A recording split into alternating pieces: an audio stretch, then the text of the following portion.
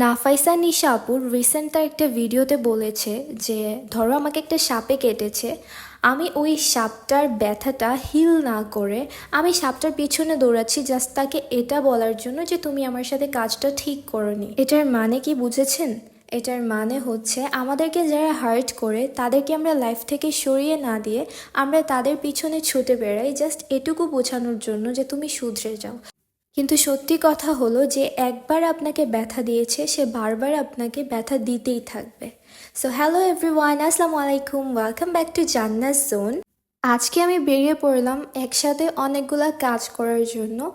So last উইকের আগের week আমি একটা ইনস্টাগ্রাম পেজের কন্টেস্টে জয়েন হই। নর্মালি আমি এগুলাতে বেশি একটা জয়েন হই না। সো এই পেজটা ছিল আমার একজন ফেভারিট আপু নিশাদ ওয়াহিদ আপু, যাকে আপনারা সবাই চিনেন।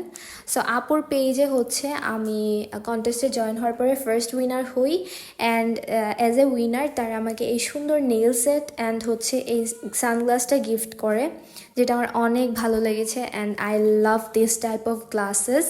তোমরা যারা আমার মতো এরকম সুন্দর সুন্দর glasses and nail sets order করতে চাও তারা এখনই কন্ট্যাক্ট করো তাদের Facebook Instagram page Style Point. So আমি আমার এই কাজগুলো শেষ করে চলে গেলাম 21 স্ট্রিট, যেটা হচ্ছে নয়াসড়ক সাদিক টাওয়ারে পড়েছে।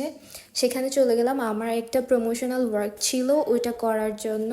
সো আমি যেই শপের ড্রেসগুলো দেখাচ্ছি এই শপের নাম হচ্ছে ইজি বি। আমি আমার আগের ভিডিওতে তাদের পেজ সব কিছু মেনশন করে দিয়েছি।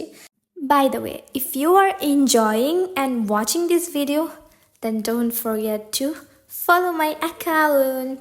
Love you all. Allah Hafiz.